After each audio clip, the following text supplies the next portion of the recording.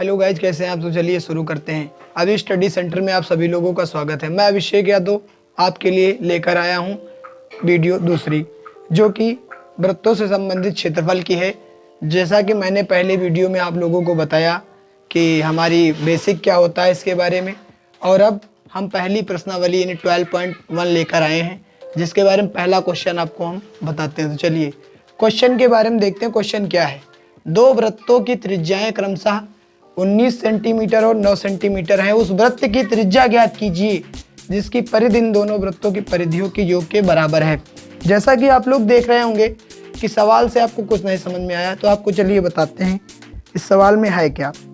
सबसे पहले एक छोटा सा वृत्त है और एक बड़ा वृत्त है। तो यहाँ पर दो वृत्त बन गए जिनकी परिधियाँ हमने आपको पहली वीडियो में बताई। अगर आपने नहीं देखा तो लिंक डिस्क्रिप्शन में है, वहाँ पर जाकर देख सकते हैं। तो ये दो वृत्त हैं। इन दो वृत्तों की जो परिधियां हैं, इन दो वृत्तों की जो परिधियां हैं, ये परिधि होती है और इस वृत्त की ये परिधि होती है। इन दो वृत्तों की जो परिधियों के योग से जो दूसरा वृत्त बना है, तीसरा यानी तीसरा वृत्त जो बना है वो ये है। इस तीसरे वृत्त की जो परिधि है वो इन दो वृत्तों की परिधियों के योग के बराबर, मतलब इन दोनों वृत्तों की जो परिधि है उसका अगर योग कर दिया जाए, दोनों को जोड़ दिया जाए, तो इसकी जो परिधि आएगी, यानी इन दो वृत्तों की जो परिधि है अगर उसका योग कर दें तो इस वृत्त की जो परिधि आएगी वही परिधि कहलाएगी।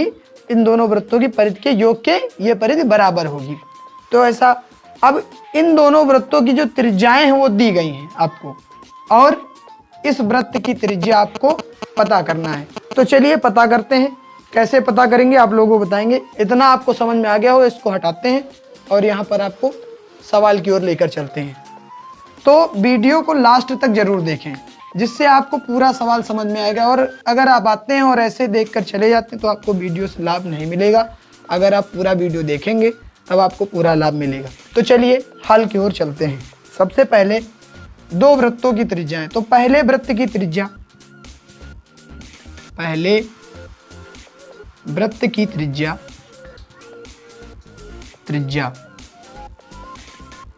मैंने मान ली R1 इज इक्वल टू क्या है? 19 सेंटीमीटर। 19 सेंटीमीटर पहले वृत्त की। उसके बाद हमने मान ली दूसरे वृत्त की त्रिज्या। दूसरे वृत्त की त्रिज्या equal to R2 equal to 9 centimetre यानी 9 सेंटीमीटर। और उसके बाद तीसरे वृत्त की त्रिज्या, तीसरे वृत्त की त्रिज्या। अब तीसरा वृत्त वही जो भी हमने पहले बताया कि तीसरे वृत्त की परिधि के योग के बराबर है। तो तीसरे वृत्त की त्रिज्या तो हमें पता ही नहीं, इसको ही हमें निकालना है। इसे हमने मान लिया R3 equal to question mark. यहाँ पर क्वेश्चन मार्क लगा दिया क्योंकि यहाँ पर R3 हमको नहीं पता है, तो इसी को हमको निकालना है। तो चलिए सबसे पहले तो पहले वृत्त की परिधि, पहले वृत्त की परिधि। अब हमने परिधि क्यों यहाँ पर निकाला? परिधि इसलिए निकाला क्योंकि हमें परिधि ही का ही योग बताया गया कि परिधि के योग के बराबर है। तो हम जब दो परिधियों, दोनों वृत्तों की परिधियां जोड़ देंगे तो तीसरे वृत्त की परिधि जो निकलेगी उससे से हम त्रिज्या निकाल लेंगे। तो परिधि इसीलिए लिख रहे हैं। तो पहले वृत्त की परिधि बराबर 2 पाई R होती है, लेकिन यहाँ त्रिज्या क्या है? R1। तो यहाँ पर क्या हो जाएगी? 2 पाई R1। और फिर दूसरे वृत्त की परिधि, दूसरे वृत्त की परिधि इक्वल टू 2 पाई R2 हो जाएगा, ठीक है ना। उसके बाद तीसरे वृत्त की परिधि, तीसरे वृत्त की परिधि इक्वल टू होगी 2 पाई R3, जैसा कि आप लोग देख रहे होंगे। अब हमें यही बताया गया, ये पहले वृत्त की परिधि है और ये दूसरे वृत्त की परिधि है और ये तीसरे वृत्त की परिधि है। अगर हम ऊपर वाले पहले और दूसरे वृत्त की परिधि को जोड़ दें तो जो तीसरे वृत्त की परिधि आएगी वो इन दोनों परिधियों के योग के बराबर होनी है। इसके मतलब योग का मतलब इसके जोड़ के बराबर होगी तीसरे वृत्त की परिधि। तो चलिए हम जोड़ते हैं, उसी से निकालेंगे त्रिज्या। तो सबसे पहले तो पहले वृत्त की परिधि को ऐड करते हैं, इधर देख लीजिए इधर। तो पहले वृत्त की परिधि, पहले वृत्त की परिधि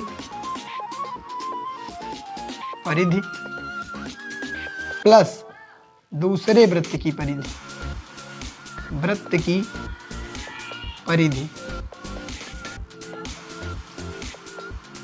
इक्वल टू होती है तीसरे वृत्त की परिधि। मतलब मेरे कहने का आप लोग मतलब समझिएगा कि पहले वृत्त की परिधि जो ये है और दूसरे वृत्त की परिधि ये है, अगर इसको ऐड कर देंगे तो उसके इक्वल टू क्या आएगा, तीसरे वृत्त की परिधि। तो चलिए जोड़ देते हैं।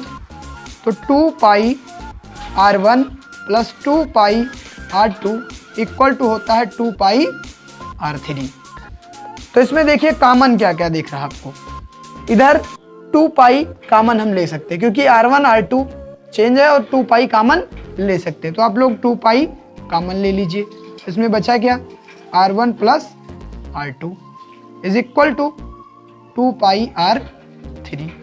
अब इधर 2 पाई इधर इंटू कर रहा है, इधर आएगा तो क्या करेगा, डिवाइडेशन यानी भाग करेगा। तो चलिए देखते हैं। तो r1 plus r2 equal to 2 pi r3 है यहाँ पर, और ये यहाँ पर बटे में आ जाएगा यानी कि यहाँ पर भाग करने के लिए ये 2 पाई, और 2 पाई से 2 पाई कैंसिल हो जाएगा, यानी r1 plus r2 equal to r3। यानी अगर r1 की त्रिज्या और r2 की त्रिज्या को ऐड कर दें तो क्या हो जाएगा, वो r3 के बराबर होगी।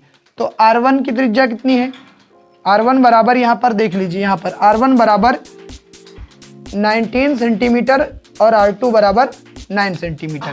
तो यहाँ 19 और plus 9 is equal to r3। तो यानी r3 इज इक्वल टू होता है 28 सेंटीमीटर। यानी हमारी क्या हो गई, तीसरे वृत्त की त्रिज्या,